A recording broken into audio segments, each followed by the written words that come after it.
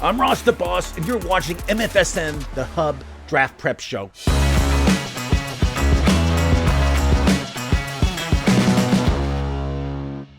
We're going to analyze the best point guards in the season's draft. Top 5 options, sleepers, value picks, busts, you name it, we talk about it. If you've not yet subscribed, but you want to become a better fantasy basketball manager, click it now and hit that bell for notifications. If you have questions, just comment below. I will write you back. I love talking fantasy basketball with you, cowboy. Casey, you're going to lead us in this on the point guards. You drew the point guards, and so you're going to give us your top 5. Then we're all going to discuss. And so, Alonzo, you be ready. We want to hear your comments on this. All right. Well, Nice. I don't think I drew point guards. I think I quickly selected them because I think the group of point guards in the NBA right now is a really young, exciting, athletic group of players, and they can do some pretty impressive things. I may have gone at this a little bit different. I looked at what I think were the top 5 point guards based on all of the statistics. I didn't rank them necessarily 1 through 5, but these are all players who are capable of putting up 25 or more points per night, averaging at least 6, 7, or 8 assists a night, kicking in 5 to more rebounds each evening, and having some good peripheral stats as well. And so I'm going to start with who I think is to me the most exciting and maybe even arguably one of the number 1 picks in every fantasy draft this year. And just as an aside before I get into it, there's a lot of position variability within basketball. So a lot of people will qualify at more than one position, and I'm sure we'll get into that more as we go through this discussion. So I'm going to focus just on ones who are primarily point guards for their team. And the first one I want to mention is Luka Doncic from the Dallas Mavericks. He's young, he's exciting. He might be the next best at averaging a triple-double, or one of the ones who can get closest to it. He also can average about 2 a game in a combination of blocks and steals, so he can give you some defensive stats as well. His efficiency is pretty good.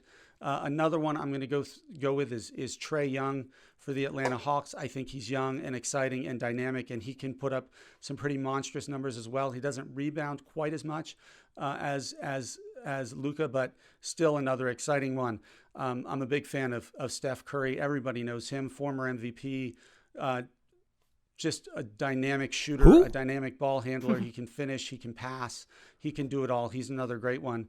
My next one is Damian Lillard from the Portland Trailblazers, another really young and exciting and aggressive point guard who puts up some really good numbers and doesn't turn the ball over as much as some of the other ones. So his efficiency there will actually help you in the long run. And I'm not a huge fan of him, but I can't keep him out of the top 5, and that's Russell Westbrook.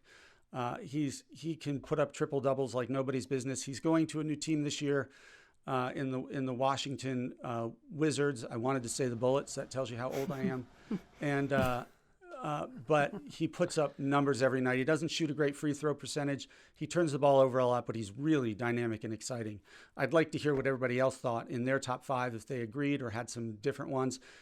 So go ahead. All right, let's start with you, Ross. Let's hear from you about did anyone, Casey said, surprise you, not make your list, and did somebody get left off? Well, Luka's actually he's going to win the MVP this year. He came in 4th last year. He was Rookie of the Year 2 years ago. He's 21 years old. He's the future of the NBA. He's the real deal. I mean, I think he's going to win. I think he gets triple doubles. The main thing is you got to remember, if they're a triple threat like Westbrook is, Luka is, LeBron James is, these guys are triple threats, which means assists, points, and rebounds. They'll average that like triple numbers. I mean, almost every other game. It's unbelievable. And that will help your fantasy team great. I mean, Luka was great. I had Westbrook 2 or 3. He showed up to practice the other day 2 hours before it started because he was so excited to play with the Wizards this year. And he's never on time. He's 2 hours early. He's going to be huge numbers in Washington. Huge. Him and Beal are going to go crazy together. Those guys are going to have 140 points a game as a team. It's going to be unbelievable. I can't wait to watch them play. It's going to be like run and shoot. It's going to be like it's going to be like Houston last year. The other guy that you missed that I like a lot is Jamal Murray of Denver. He's unbelievable. I know he's Canadian. I know no one likes Canadians here, but he is Canadian. We love him.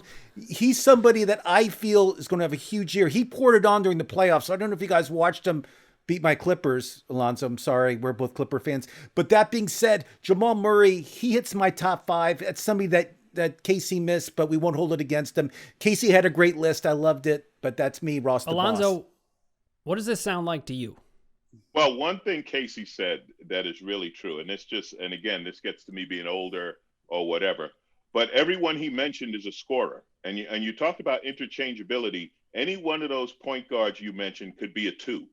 They could be a 1 or a 2. To me, a point guard still has to think about running the team. That's why, like, even Steph Curry, I never looked at Steph Curry as a point guard. Steph Curry is a shooting guard. He's a shooter. Steph Curry doesn't come up the court looking around, who am I going to pass to? That is his last option, to pass. Same with Dame Lillard. I love Dame, but Dame is thinking, how can I score? Dame is more team-oriented than Curry, I think, but still, he's thinking about scoring. Guys you didn't mention, Donovan Mitchell. I think I love Mitchell. I had him 6. A fantastic point guard, and he's a guy who's working on making the team better, which I think is something he learned after his rookie season. I'm probably the last person who still likes Ben Simmons. I still think Ben is a point guard. I had Simmons on there. Ben is a big can't shoot. point guard. I don't care. I don't can't care. shoot. Listen, He's also a triple-double threat, though. Let me tell you something. To me, the point guard is still CP3. If the Clippers had CP3, how great would that team be with him not scoring, just coming down, running the floor? That's a point guard to me.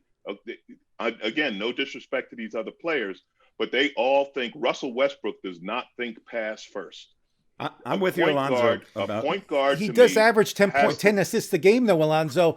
And in fantasy world, that's so important to have all three categories. This is the difference. This is the difference between fantasy and real. No, it's actually not. Game. Russell Westbrook is a overrated fantasy player because he shoots at a terrible percentage and he turns the ball over all the time. Yeah, so Russell he gets those popcorn stats I was talking about at the beginning, but he has some major drawbacks. Whereas, who were we comparing him to there? I forget now. What's that? Luka? No, not Luka.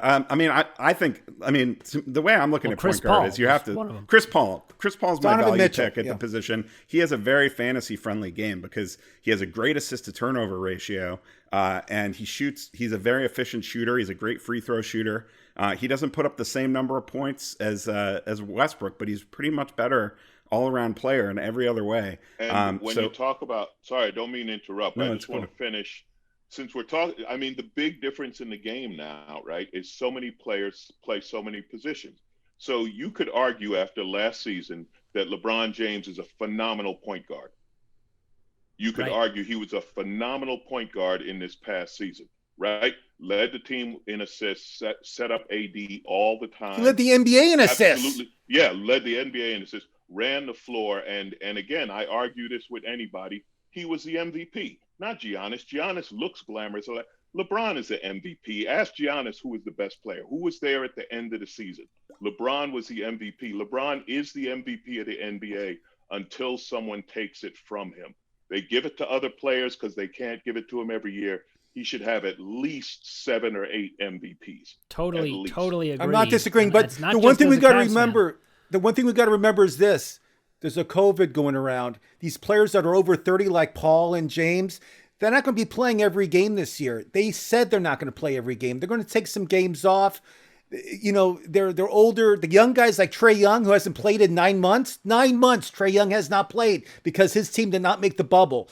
And he's excited to play. He'll be playing every game this year. So taking Trae Young instead of, like, let's say Chris Paul, it's a huge get because that player is going to play every game. And it's a huge difference in your team. If you take a LeBron James, LeBron's not going to play every game. We know this. He's already said he's old. He's haggard. His body's getting old. He's crawling LeBron to the games. Is not old. I'm going to have he's to interrupt old. you He's there, 36 years old. No, it's old. I It's could not NBA. agree. He looks like he's Ross, 50 will if you you just see be him in quiet? person. Jesus Christ, come on.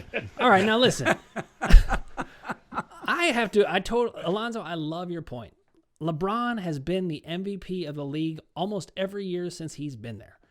Anyone would pick LeBron first. I totally agree with you about it. I also agree about the position eligibility, and that's one thing you want to think about when you're drafting. LeBron qualifies at every position except center, I believe.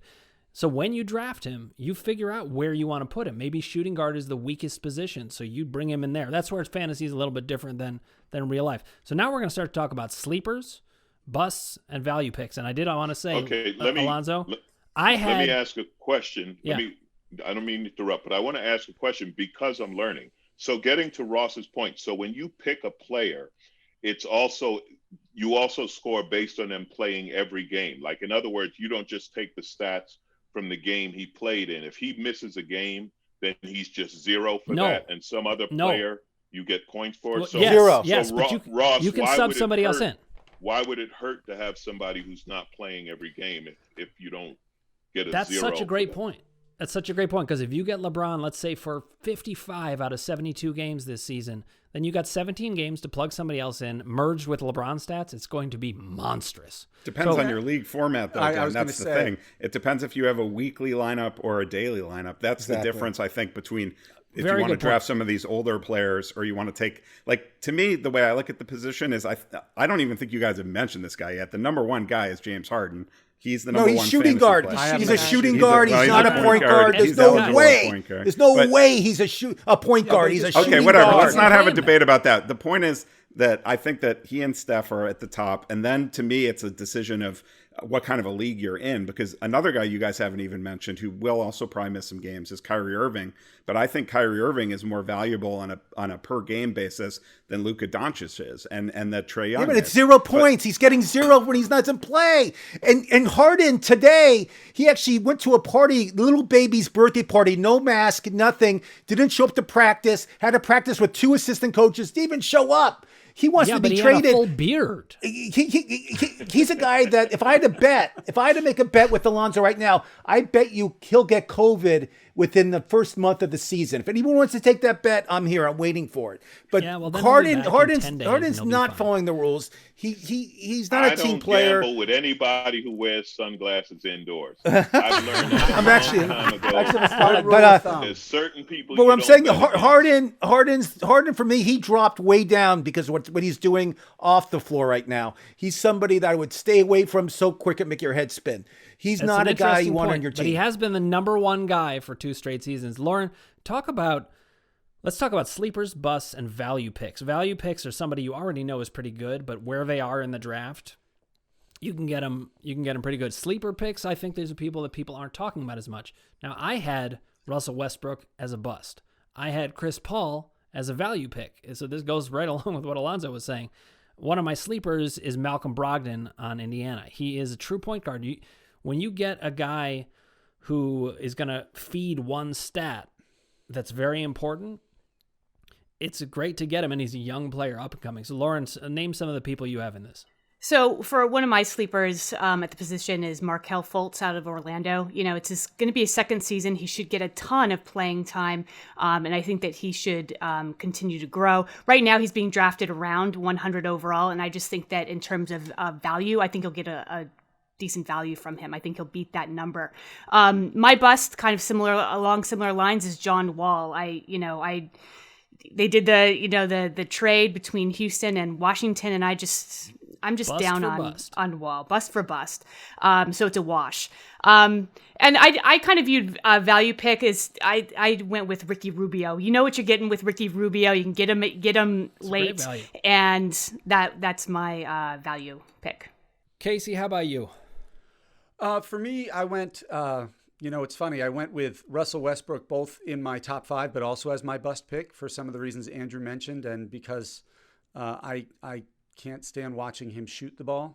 It's frustrating. For me, my value pick was another veteran. And it's the reason I didn't have Donovan Mitchell in my top 5 at point guard. I had him, I believe I had him in my shooting guards, is because I put Mike Conley there. He's a veteran who's been around a long time. Last year was not his best year, but he always puts up really reliable numbers, and you can get him really late in the draft.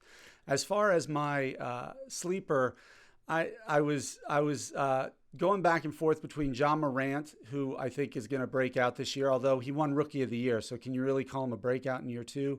And then in fantasy, you SGA can. from He's gonna go Oklahoma up. City is another one who I think is just a great pick. Yeah, I also Kemba Walker is injured. You can stash him and get huge value later. So that's something just to he comes consider. back. He comes back in January. He's not hurt for that long. Well, it's true. He's not that hurt. I agree Andrew, with you on talk about SGA. point guards for. I think What's that? I think SGA is going to blow up. SGA is going to He's blow gonna up. be I'll great. get to him in shooting guards. Yeah. And now it's his Me too. now it's his turn because CP3's not there. So he's going to be the ball handler for OKC. I like and Alexander. I think he's going to blow up. Yeah, I agree. a good one. So I actually the Kemba Walker reference. My deep sleeper is on that same team, and he's going to take advantage of Kemba Walker being out, and that's Marcus Smart with the Celtics. Oh yeah, he's great. He's steals going to be so in the many. starting lineup. He can't shoot.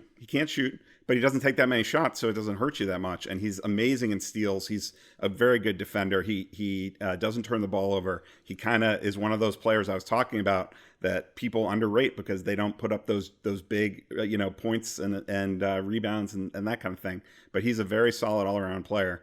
And then I'm with you, Dan, as I said, on Chris Paul as a value pick. I think he's just got such a fantasy-friendly game. Even at 35 years old, I think he hasn't shown any sign of decline yet, so I still like him. And then I'm gonna take issue with Casey's pick on John Morant there. I think he's a bust, actually.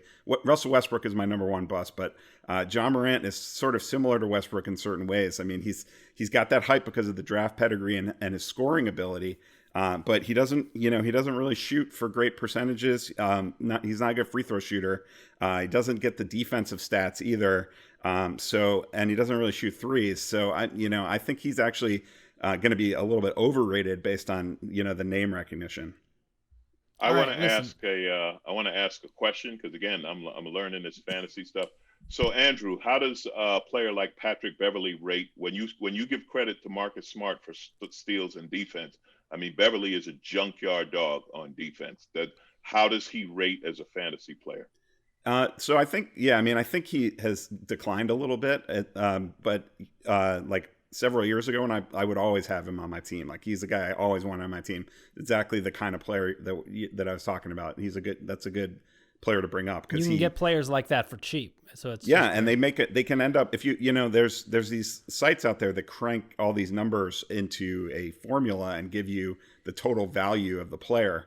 And they as I said, all these stats count equally, even though there's some people are biased towards. And guys like Patrick Beverley give you the stats people are not paying as much attention to, but you look at the total impact it has, and you can win with having those kind of players on your team. If you have not yet subscribed, hit that button and ring the bell for notifications.